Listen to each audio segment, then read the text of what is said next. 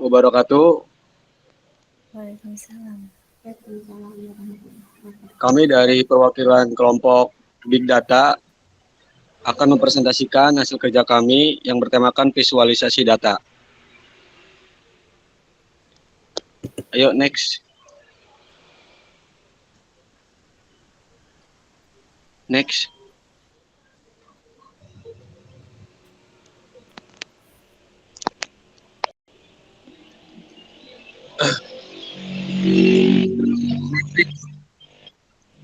Udah di-slide. Gak ada. Siapa yang baca?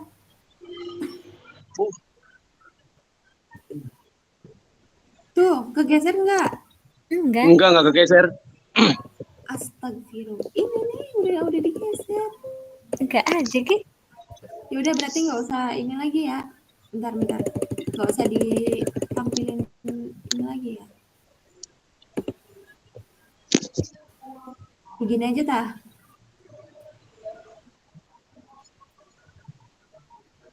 Nah, tuh kan ada kegeser. Ini kegeser. Oh, ya udah begini aja deh. Ya, begini aja ya. Iya. Ayo ulang dari awal.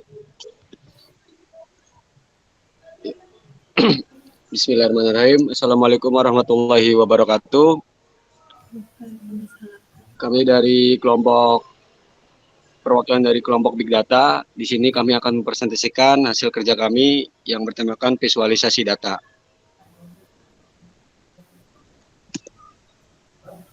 Di sini pertama saya akan menjelaskan terlebih dahulu. Yang pada pertama ini ada tools visualisasi atau Tableau Power BI dan Python Matplotlib. Visualisasi data adalah proses mengubah data menjadi grafik atau gambar.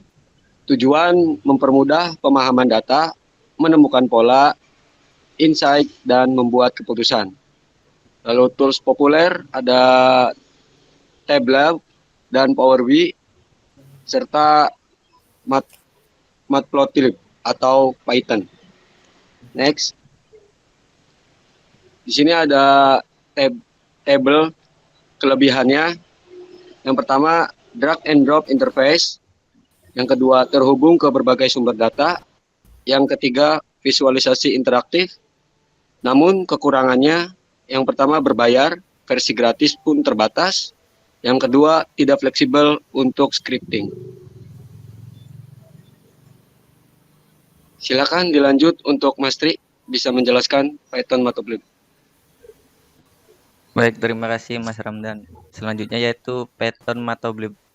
Kelebihan dari Python Matplotlib adalah satu, sangat fleksibel, cocok untuk custom visualisasi. Yang kedua, cocok untuk analisis data mendalam. Yang ketiga, open source dan gratis. Kekurangannya satu, perlu kemampuan coding. Yang kedua, kurang user friendly dibandingkan table atau Power BI. Selanjutnya itu kesimpulan dari tools visualisasi. 1. Visualisasi data mempermudah pemahaman informasi. Yang kedua, table interaktif, user friendly. Yang ketiga, Power BI kuat untuk analisis bisnis dan integrasi Microsoft. Yang keempat, Matplotlib fleksibel, cocok untuk analisis mendalam berbasis kode. Yang kelima, pilih tools sesuai dengan kebutuhan dan konteks penggunaan. Selanjutnya yaitu akan dijelaskan oleh Mbak Salsa. Baik, terima kasih. Kemudian ada storytelling dengan data. Apa itu storytelling dengan data? Yakni teknik menyampaikan informasi melalui data dengan cara yang menarik dan mudah dipahami. Kemudian menggabungkan visualisasi data, narasi, dan konteks untuk menyampaikan pesan yang kuat. Dan yang terakhir tujuannya membuat data berbicara kepada audiens. Kemudian mengapa penting? Data yang kompleks bisa membingungkan jika tidak disajikan dengan baik. Storytelling membantu audiens untuk memahami inti informasi, mengambil kesimpulan berbasis data, dan mengingat insight lebih lama. Kemudian akan dilanjutkan Mbak Kolbis.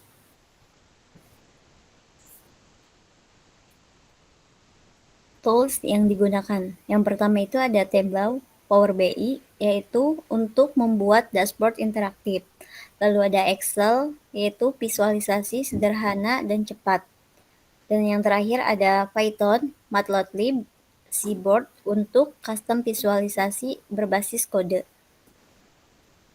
Lalu kesimpulan dari storytelling, yaitu storytelling dengan data menjembati angka dan makna. Gabungan narasi dan visualisasi memperkuat pemahaman.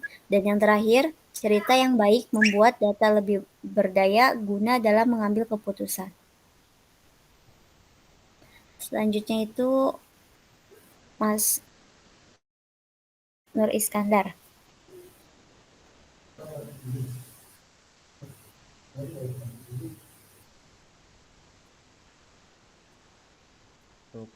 Untuk selanjutnya ini secara prakteknya, jadi yang pertama-tama tuh bikin foldernya dulu atau bikin direktorinya dulu, terus di install MyEnv-nya virtual environment, karena di sini saya naruh direktori untuk program untuk aplikasi visualnya itu di D, karena di D jadi Python kan driver Python aslinya kan adanya di C, jadi bisa dijembatani pakai virtual environment. Jadi user jadi untuk programnya bisa jalan walaupun di directory manapun. Lanjut. Nah, ini adalah tampilan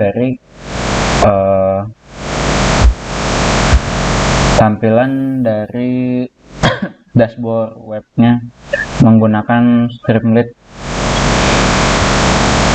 yang jadi di situ ada ini ya,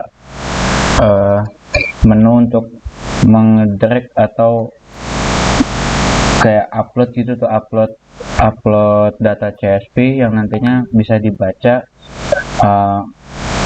oleh program dan kemudian dibuatkan visualisasi datanya. Lanjut.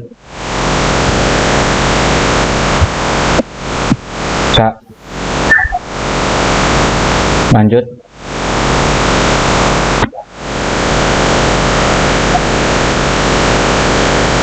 Oke, kemudian ini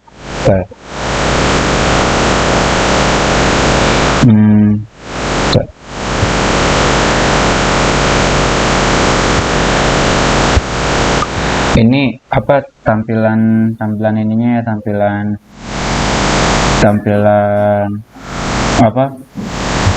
tampilan dari pembacaan data yang dari file CSV COVID. Lanjut.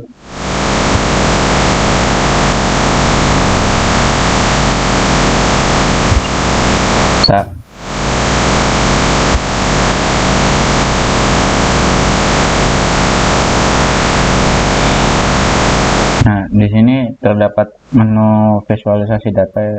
Jadi dia bisa tergantung variabel mana yang patokan variabel mana yang digunakan gitu. Misalnya kan ada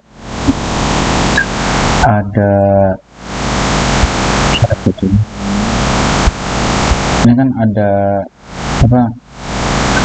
pilih kolom X-nya berdasarkan hari, day, dan juga pilih kolom itu kan untuk datanya sendiri itu ada hari, tanggal, dan bulan. Nah, kalau untuk yang kolom Y-nya itu ada konfirmasi,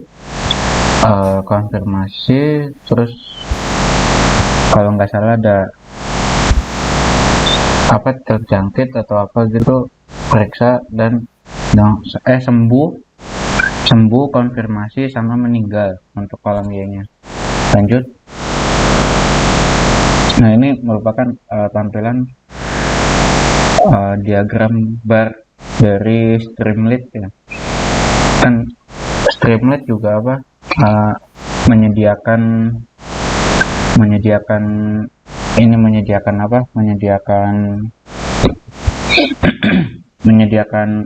bar sendiri, menyediakan diagram sendiri gitu tuh. Jadi nggak tanpa perlu bantuan Matplotlib, Streamlit udah ada diagram barnya sendiri.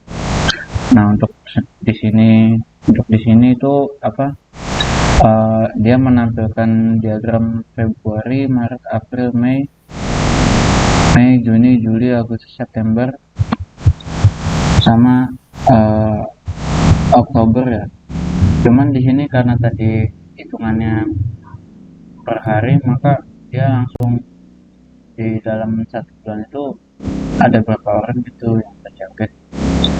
Jadi yang terkonfirmasi terkena COVID gitu. Lanjut. Tadi yang tadi per bulan, berarti kalau yang ini sama masih per bulan. Tapi nah, kalau yang ini juga line chart dari Streamlit. Untuk datanya masih sama, jadi dia tergantung sama kolom X dan kolom Y-nya yang dipilih. Lanjut. Nah, kalau lanjut. Nah, kalau yang ini tampilan diagram pie dari Matplotlib, karena untuk Streamlit sendiri itu belum punya untuk diagram pie. Jadi kami menggunakan Matplotlib untuk membuat diagram pie-nya. Tapi untuk di sini untuk data masih sama, dia narik data dari tiap bulannya dari per tanggal 1 di jam 00 itu data diperbaharui gitu, data diupdate. Oke, itu aja sih paling. Udah selesai. Dan